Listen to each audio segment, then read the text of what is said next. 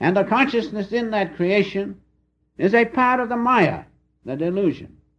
Now when God resolves his creation, that Maya, that creation dies, and the consciousness attached to that creation dies also. As in God's dream, so in ours. And so remember, that which passes away in the great dream of God and in our own dream is the part played. You understand? And if you are attached to this part which you are playing, no matter what part it is, when it passes away, that consciousness will pass away. That is what death is. Death is the passing away, the end of that which had a beginning. Now within us, there is a consciousness which does not pass away. The underlying consciousness from which everything is produced.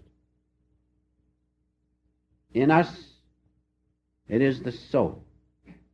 In God's great consciousness is his Maya, it is his eternal presence, his spirit. And we are raised of that one great spirit. And so, as we look about creation, even in the mineral kingdom, if you examine them, you will see the crystalline form, you will see the intelligence there.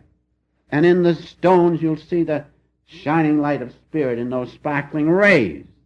That's the part of the mineral that doesn't pass away.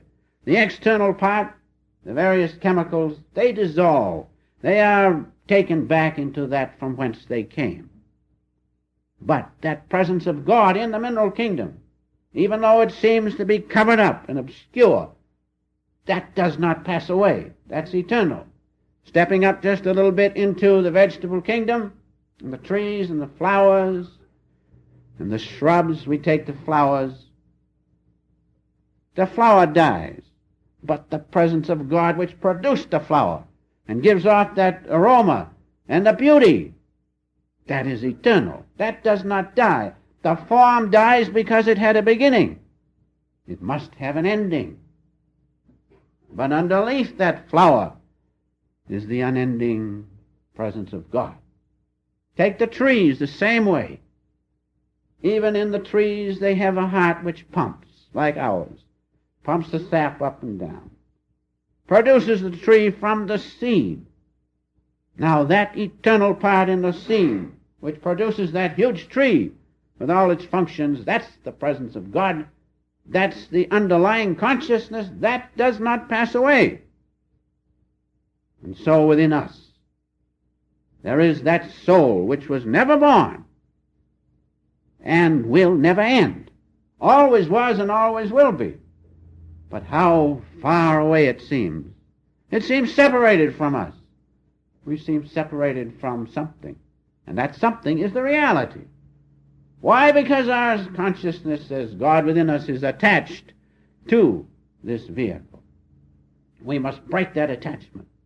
And the moment you break the attachment, you'll understand what death is. Nothing. Death is an unreality. Life is the real thing.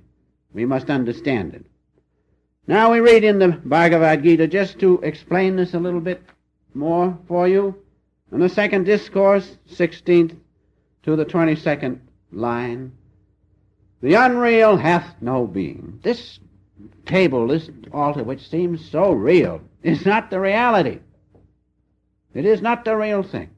So it says, the unreal hath no being. The real never ceaseth to be.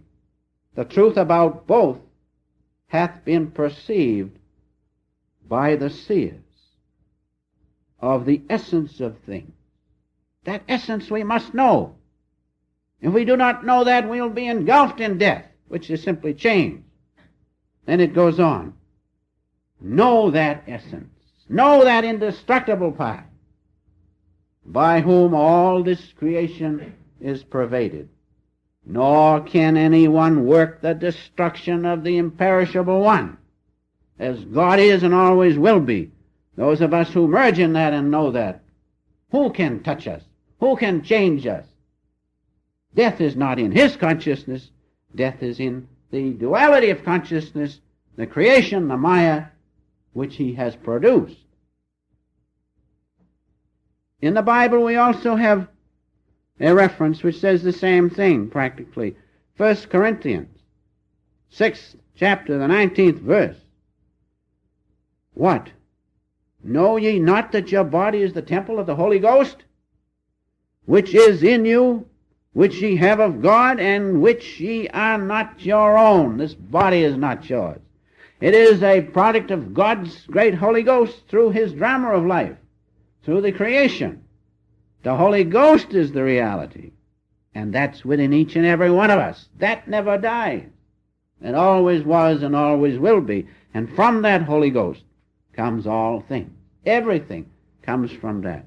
The trouble is that we become attached to the vehicle, attached to the body. That attachment must pass away. Therefore, death means the passing away of that which was born and must end. God's consciousness in us as the Holy Ghost, being always his consciousness, will never pass away. So the truth about it is, as I have said, the only thing that dies is that which becomes attached. When God's consciousness becomes attached to our body, it is a distinct entity, do you see? But it's not a reality, just like the ice. Remember the illustration of the cube of ice. The ice is a distinct entity. You try to push it if it's heavy and see. Keep your hand on it. See what it does to you. It's an entity. And yet when you change the conditions of temperature, where is it? And so this body, which seems so solid, sometimes feels good, sometimes feels bad. It's a reality, it's an entity, while you're subject to its laws. But in meditation, where is it? Where is it? Where is your consciousness that is attached to it so strongly? In meditation, I don't know who I am, where I came from, no birth, no death, no caste have I, father, mother, I have none. But I do know one thing. I am he. I am he. Blessed Spirit, I am he. That's the reality. Death is in outward consciousness, not in inward consciousness. And so in conclusion,